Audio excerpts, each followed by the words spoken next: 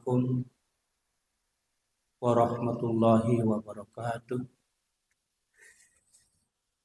Alhamdulillahillazi arsala rasulahu bil huda wa dinil haq liyuzhirahu 'alad dini kulli wa kafa billahi shahida.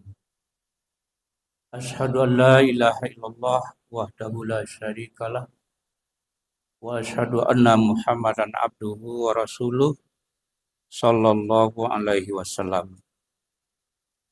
Faqala Allah Ta'ala fil Qur'anil Karim, a'udzu billahi minasy syaithanir rajim. Bismillahirrahmanirrahim. Wa bima rahmatin minallahi linta lahum. Walau kunta fazzan ghalizal qalbi lam faddu min hawlik. Fa'fu anhum wastaghfir lahum wa syawirhum fil amr. Wa iza azamta fatawakkal 'ala Allah. Innallaha yuhibbul mutawakkilin.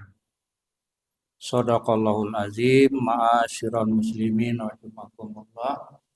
Bapak-bapak dan ibu-ibu jemaah Masjid Raya pada zuhur ini yang dirahmati Allah. Lebih dulu mari kita sama-sama tingkatkan rasa syukur dan ketakwaan kita kepada Allah Subhanahu wa taala. Karena sampai detik ini kita masih diberi kesempatan oleh Allah untuk dapat melanjutkan proses perjalanan hidup kita masing-masing. Entah kapan akan berakhir, Allah yang tahu. Salawat dan salam buat Nabi kita Muhammad sallallahu alaihi wasallam.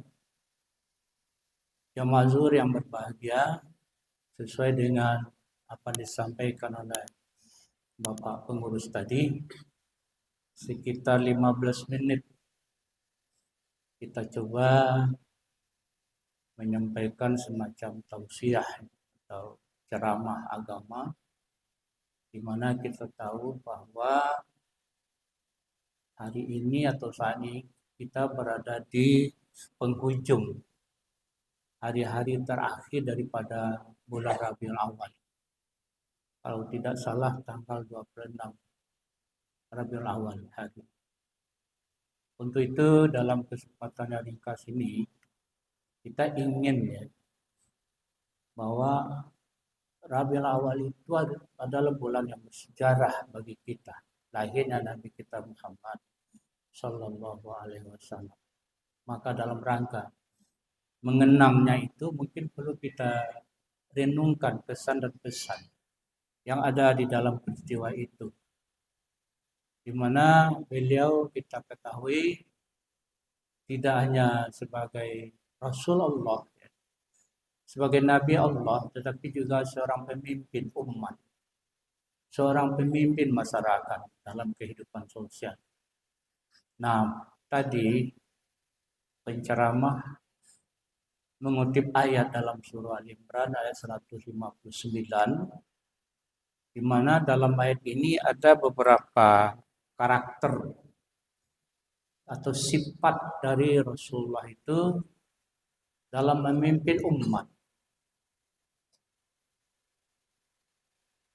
Kata Allah, yang pertama adalah fabima rahmatin minallah lintalahu. Beliau itu dengan rahmat Allah lemah lembut kepada umatnya dan kepada umat yang lain. Itu sifatnya yang pertama. Lemah lembut, santun. Itu tanda dari hati yang bersih. Yang kedua dalam ayat itu adalah sebab kata Allah, lanjut yang tadi itu, kalau kamu kasar itu. Walaupun tafazan ghalizal qalbi, kalau kamu kasar atau kesat hati, kasar, sangar kalau bahasa ini. Lam fadhu min haulik, umat akan lari darimu, bahkan orang lain juga. Umat yang ada lari, orang yang belum Islam juga tidak mau. Kan gitu. Kena kasar tadi. Jadi itu kata Allah. Pertama, sifat atau karakter beliau itu adalah santun, lemah lembut. Yang kedua, Fa'fu anhum.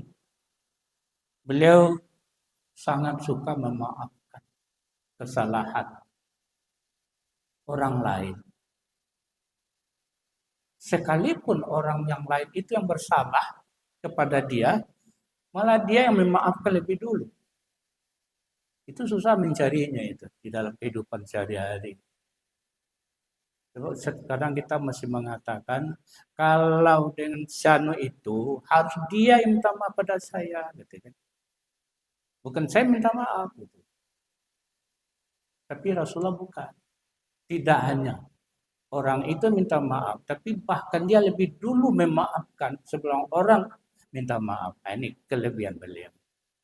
Fa'fu anhum. Di situ juga ada kata-kata toleransi, pemaaf. Dan selanjutnya, wastaghfir lahum. Sifat Rasul itu adalah meminta ampunkan kesalahan orang lain kepada Allah. Kesalahan umat. Kesalahan rakyatnya kalau dalam pemimpin. Dia minta ampunkan kepada Allah. Sudahlah dirinya dan juga umatnya.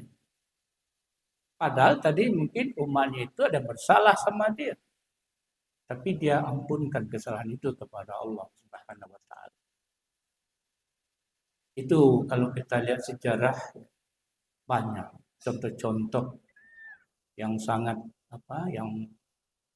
menyentuh hati kita. Kebesaran jiwa beliau menghadapi tantangan hidup. Di waktu beliau hijrah ke Taif itu kan semua kita udah dengar ceritanya itu, tapi itu menarik diulang. Karena di Mekah beliau terasa agak susah menjalankan dakwah, diboikot, embargo segala macam, dihalang-halangi, diintimidasi. Beliau mencoba pindah ke Taif. Mudah-mudahan orang Taif menanti dengan baik. Ternyata ditunggu dengan lemparan batu. Coba itu tantangan dalam menjalankan dakwah. Sehingga dalam sejarah sampai mengenal ini dagu beliau. Itu kan perih dan pedih. Pulang, berarti tidak disambut oleh orang Taif dengan baik. Tapi dengan lemparan batu. Pulang di tengah jalan, lagi istirahat, datang Jibril kepada beliau. Wahai Muhammad, Allah sudah beri pilihan kepada engkau untuk bagaimana sebaiknya orang-orang Taif itu menurut pendapatmu, mau dihancurkan, mau dipolak-balikkan negerinya atau segala macam. Silakan kepada engkau. Ini adalah kartu as dari Allah. Nah, itu kan kalau istilah kitanya. Apakah Nabi kita langsung mendoakan orang Taif itu supaya celaka? Tidak. Padahal dia sudah disakiti. Sudah diburu, diusir kalau bahasa sekarang. Diusir, kan gitu istilahnya dari Taif. Tapi beliau mendoakan orang-orang Taif yang bersalah itu. Ya. Belum sempat Nabi menyampaikan sesuatu, sudah disambut dengan lemparan batu. Apa doa beliau? Ya Allah, ya Tuhan. Tunjukilah mereka yang sudah berbuat seperti tadi terhadap aku. Karena dia melakukan itu, ya Allah. Karena beliau belum dapat hidayah darimu. Oleh karena itu, berilah hidayah mereka. Susah itu mencarinya di dalam kehidupan sehari-hari. Orang yang sudah bersalah begitu kepada dia, lantas dia doakan kepada Allah agar orang itu dapat petunjuk. Kalau dalam kehidupan sehari-hari, misalnya kita dizalimi orang, dimacam-macamkan orang, ya kan? Dalam hidup ini kan macam-macam. Mungkin kita akan membalas itu kan ya. Nah, ini, tapi Nabi tidak. Ini kan contoh ini. Laqad kana fi Rasulillah uswatun hasanah. Al-Ahzab 21 itu. Allah katakan Nabi itu adalah pilot proyek, contoh teladan yang baik dalam kehidupan kita. Contoh itu. Jangan dibalas kejahatan dengan kejahatan lebih. Tapi coba balaslah dengan kebaikan yang plus. Doakan dia. Mudah-mudahan dari petunjuk tidak dilakukannya lagi yang akan datang. Kan begitu. Inilah kesabaran dan itu memang tanda-tanda jiwa yang bersih dalam kehidupan. Nah, yang seterusnya kata Allah yang keempat di sini katakan wasawirhum bil amr. Nah, ini beliau selalu bermusyawarah dalam segala urusan. Fil amri itu jamak, al amri jamak itu banyak. Jadi urusan apapun yang penting, itu kan Nabi tetap bermusyawarah dengan umatnya, dengan rakyat. Ini tidak mau jalan sendiri. Minta pendapat orang. Minta pendapat umat. Musyawarah. Wasawirhum. Ini kan ayat demokrasi. Siapa bilang Islam tidak ada politik? Yang tidak boleh misalnya sekarang mungkin ada peraturan misalnya dari Menteri Agama diatur guru-guru itu jangan bicara tentang politik. Politik praktis yang tidak boleh di masjid. Tapi menjelaskan kepada umat bahwa ajaran Islam itu juga ada unsur-unsur politik. Demokrasi itu ke politik. Demokrasi itu hak suara, hak privat seseorang. Nilainya besar. Kan gitu. Itu Islam menjunjung tinggi pemikiran orang. Demokrasi. Wasawirhum bil amr. Malah penceramah pernah mengatakan dalam suatu kesempatan, belum kafah seseorang Islamnya kalau dia tidak melek dengan politik. Agak kasar bunyinya, tapi bukan berarti Islam tidak politik. Tidak melek apa? Tidak menguasai, tidak memahami. Memahami politik bukan berarti kita harus pergi ke fakultas Solpol, sosial politik, dan lain-lain. Tidak. Karena itu tuh bagaimana usaha kita bersama mencapai sasaran. Tujuannya li'a'la'i kalimatillah yal ulia kalau dalam Islam. Bagaimana Islam itu terangkat tinggi.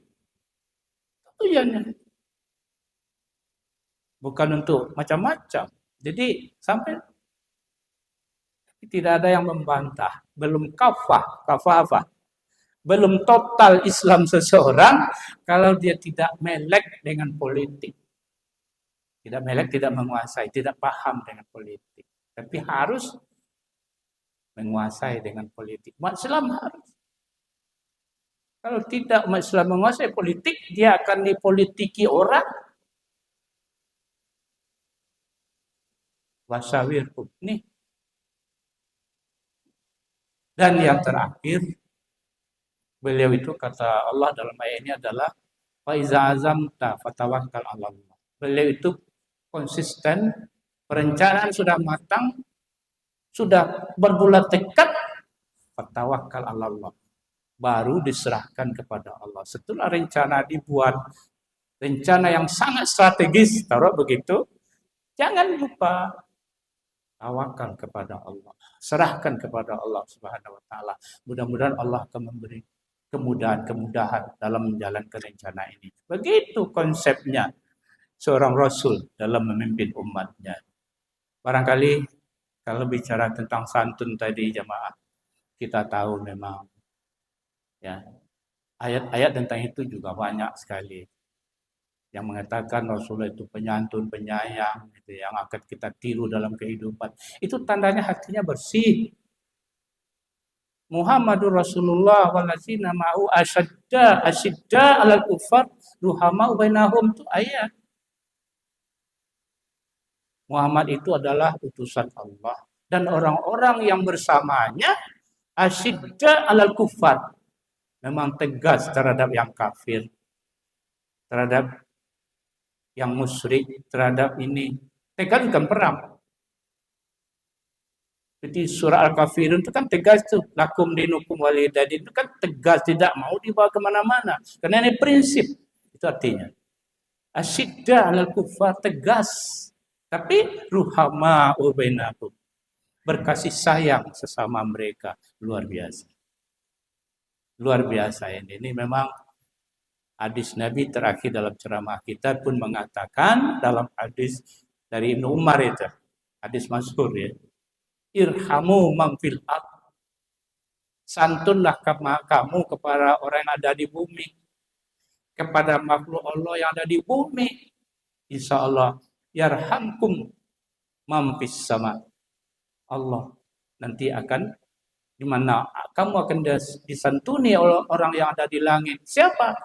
Malaikat dan Allah Subhanahu wa taala. Itu jaminan dari Rasulullah dalam hadis itu.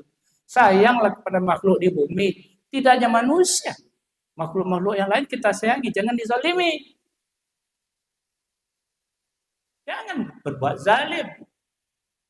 Binatang tak boleh berbuat zalim. Contoh terakhir.